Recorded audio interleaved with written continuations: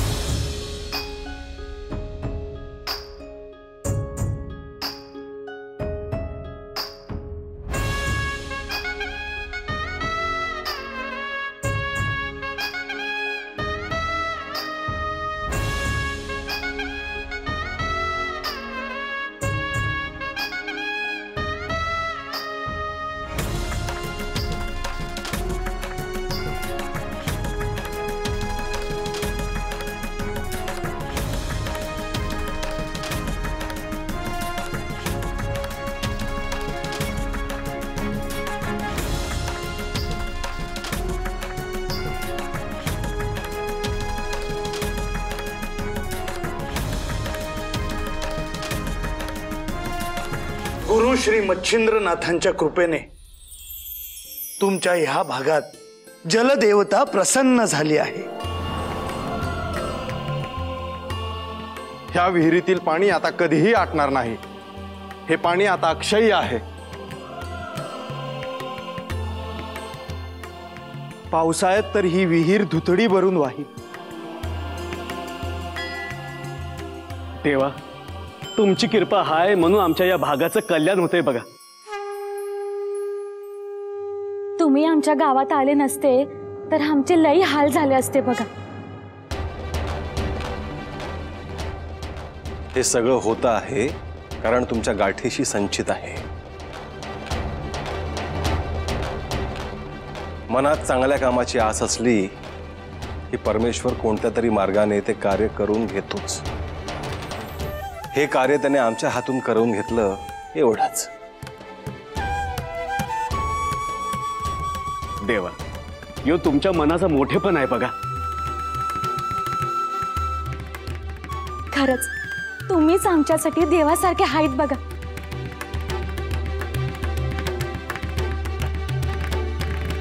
आता तुमची मोठी अडचण दूर झाली आहे, तेव्हा शेतीची कामं करायला लागा। प्रामाणिकपणे कष्ट करा। त्या पाण्यामुळे तुमच्या भागाचं कल्याणच होणार आहे।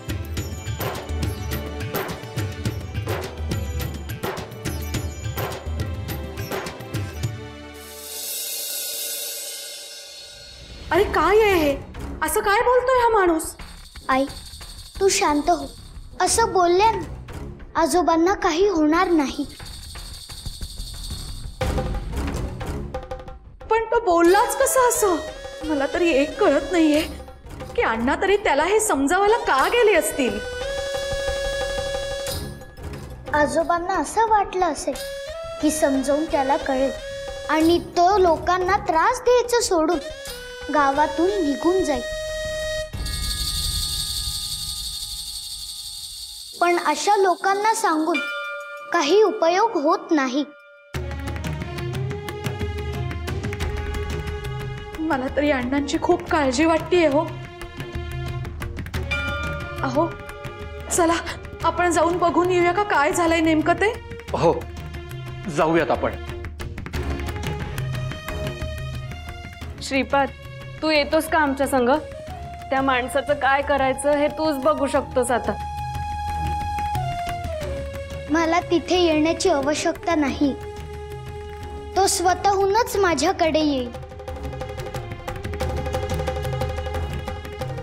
श्रीपाद, तू थांब, आम्ही सगळे जाऊन येतो।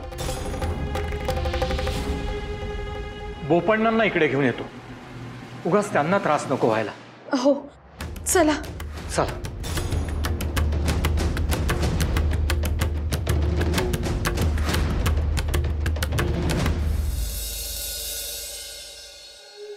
माझ्या कामाच्या मध्ये पडायचं तुझं काही कारण नाही,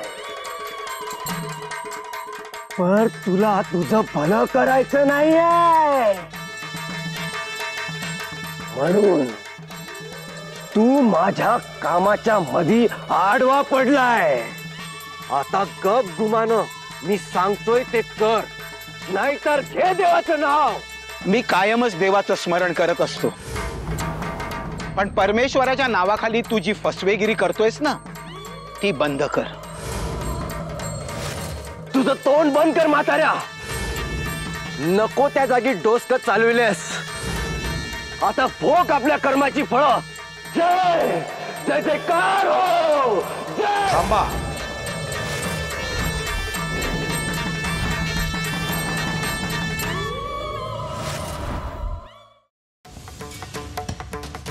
आपण ज्यांच्याशी बोलतो आहोत त्यांच्या वयाचं भान तरी ठेवावं माणसानं. मी यांच्या तोंडी नाही लागलोय. हाच म्हातारा माझ्या मधी पडतोय.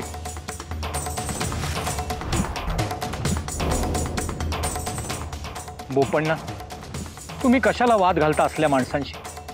तुम्ही किती वेळा सांगितलं तरी त्यांना कळणार आहे का ते?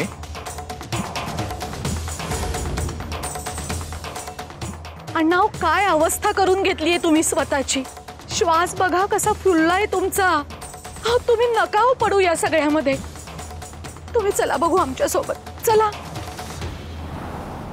अगं सुमती, गावातली सगळी लोक घाबरली आहेत ह्याला. अशा वेळी आपण गावातल्या सगळ्या चांगल्या लोकांच्या बाजूला उभं राहायला नको का?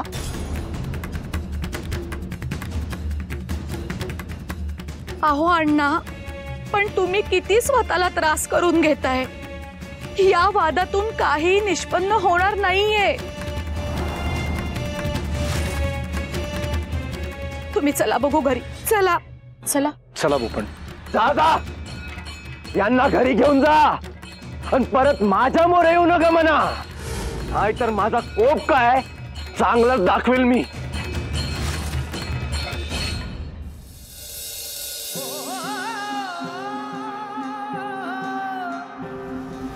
भस्मांकित शिव स्वरूप ललाटी शोभत त्रिपुंड. शुभ योगी वितरागी धग धगते तेज कुंड.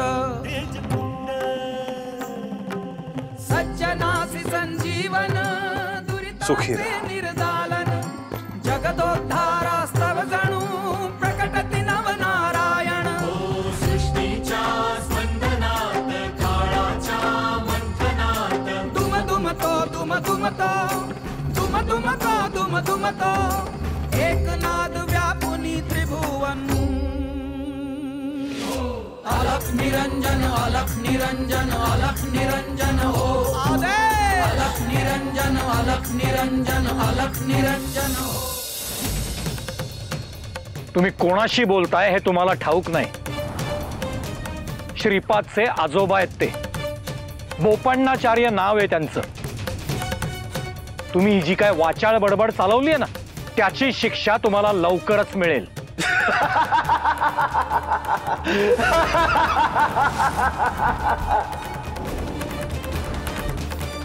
मला शिक्षा करणारा अजून जन्माला आला नाही. माझा गुरु कोण आहे, माझा देव कोण आहे, माझी सिद्धी काय, तुम्हासनी ठाव नाही.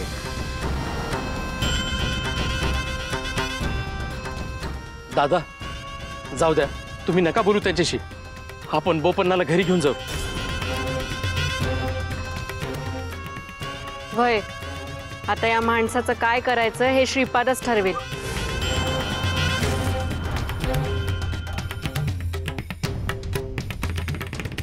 चला. मी नाही घाबरत तुमच्या त्या श्रीपादला. त्याच्यात हिम्मत असेल तर माझ्या मोरया म्हणा, मग दाखवतो मी माझ्या मंत्रांची ताकद काय ते.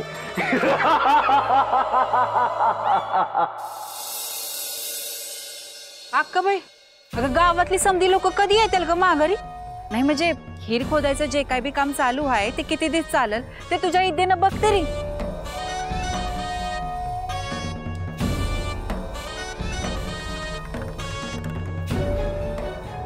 अक्काबाई, ते बघ, ते पंच आणि समधी लोक गावात आली आहेत.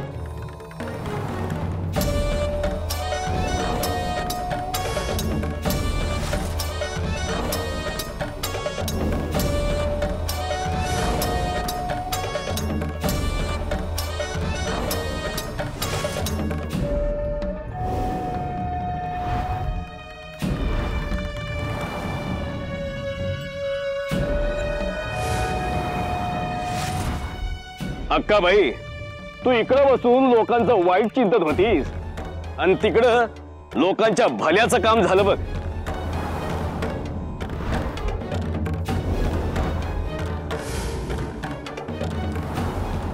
अन ते चांगलं काम नाथांनी केलं हाय.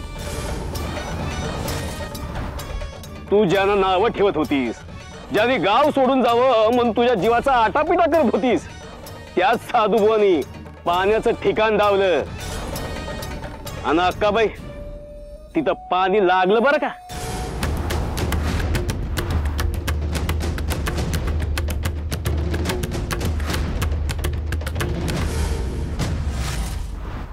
तू समद्या गावाचं वाटोळ व्हावं म्हणून तुझी विद्या वापरतीस. पर साधुबुवा समद्यांच्या भल्याचाच विचार करतात आणि ते समद्यांसाठी देव आहेत देव.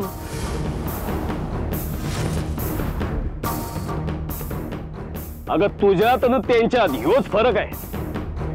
हे बघ अक्काबाई, अजून बी येळ गेलेलं नाही. स्वतःचं वागणं सुधार आणि साधुबुवांना शरण जा.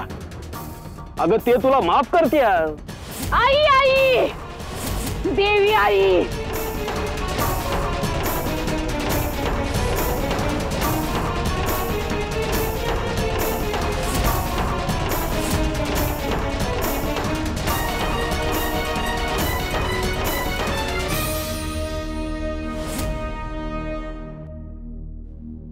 पंच,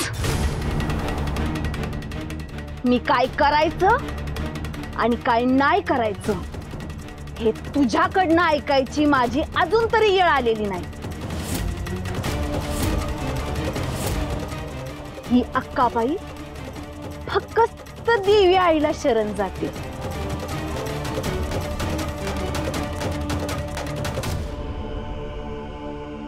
तू साधुबुवांना शरण गेल्यानं भलं तुझंच होणार होतं, पण ते तुला नको आहे. ठीक आहे. हवं जाऊ द्या. नाथांची कृपा व्हायला बी भाग्य लागतं आणि ते समद्यासनीच मिळत नाही.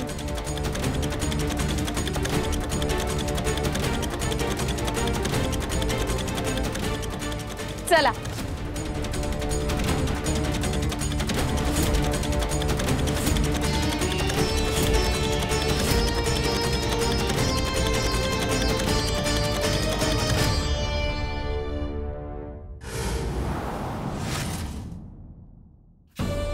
खंडू, पूजेचं ताट घेऊन ये माझं.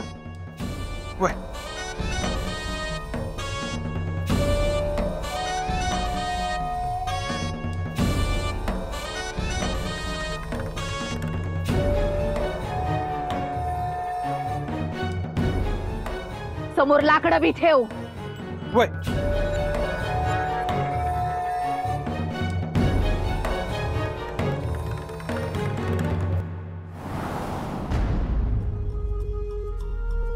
आज कितीतरी दिवसांनी मला एवढा आनंद झाला असं म्हणून सांगू. अहो, ज्या गोष्टी पायी मी एवढ्या दिवस धडपड करीत होतो ती आज झाली बघा. भाई, गावातल्या समद्या लोकांच्या तोंडावर ह्या गोष्टीचा आनंद दिसत होता बघा. अहो, आपल्या भागात पीक असं तारारून वर येतं की नाही बघा. म्हणजे शेतात एवढं धान्य पिकत आणि ते आपल्याला खाता बी येईल आणि नगरातल्या बाजारात विकता बी येईल. लोकांच्या गाठीला 4 पैसे जमा होतील. हे समद नाथ बाबांमुळेच होतंय बघा. त्यांच्याच मुळे आपल्या राज्यात सुखाचा दिस यायला लागलेत. वय, ही समदे त्यांचीच कृपा आहे बघा.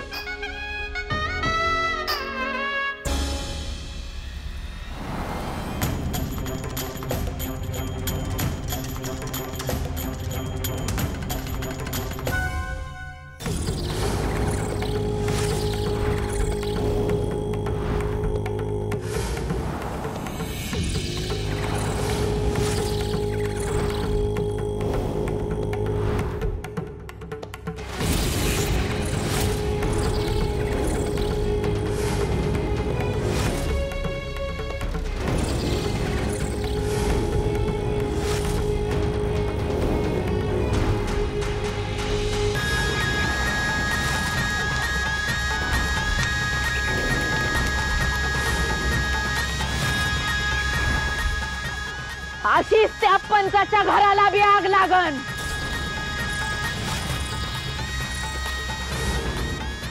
त्याच्या घराला आग लागली म्हणजे त्या झळा समद्या राज्यात पोचत्याल. लागू दे एकदाची आग.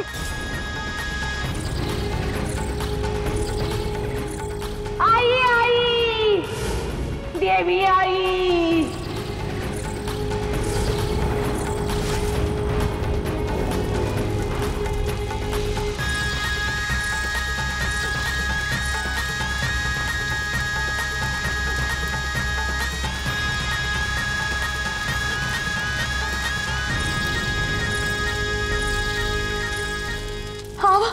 हावा हे काय झालं? अशी अवचित आपल्या घराला आग कशी लागली?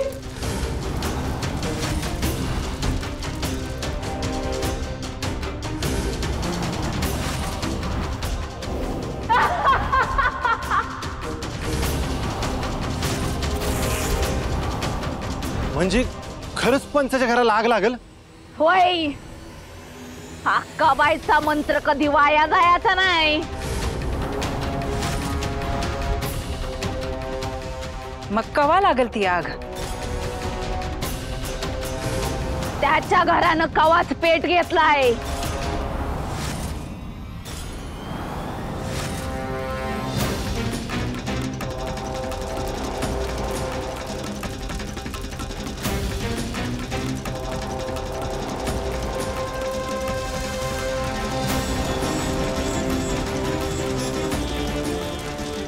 दादबाबा वाचवा वाचवा दादबाबा दादबाबा वाचवा वाचवा दादबाबा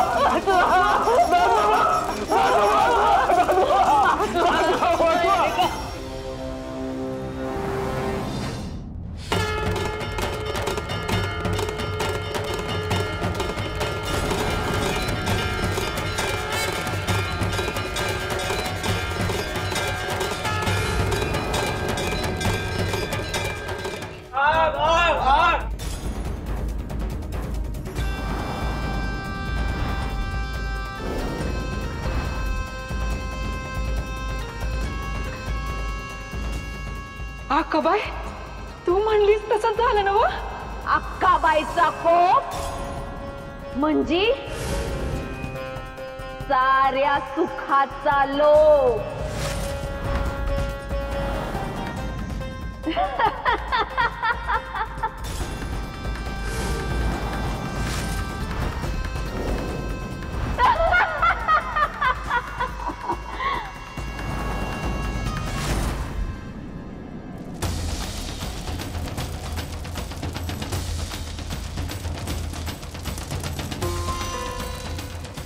अखेर तिने तिच्या क्षुद्र विद्येचा वापर केलाच.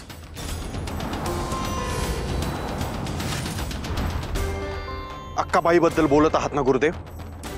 होय. गुरुदेव, तुम्ही आज्ञा दिली तर आत्ता गावात जाऊन येतो.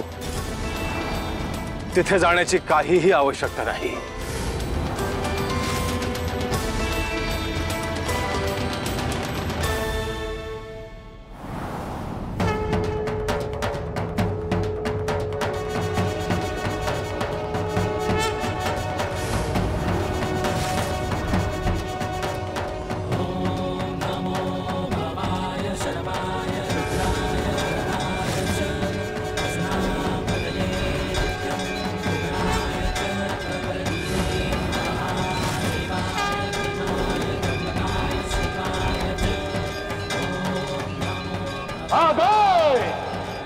अलर्ट निरंजन.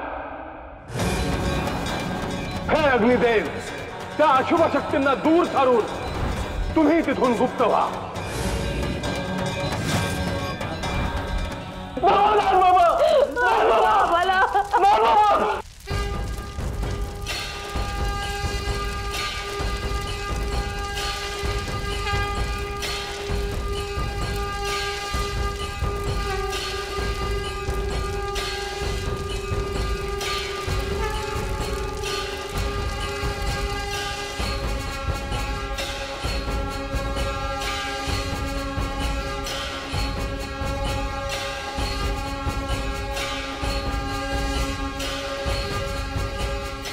वाचवलं बाबा, वाचवलं.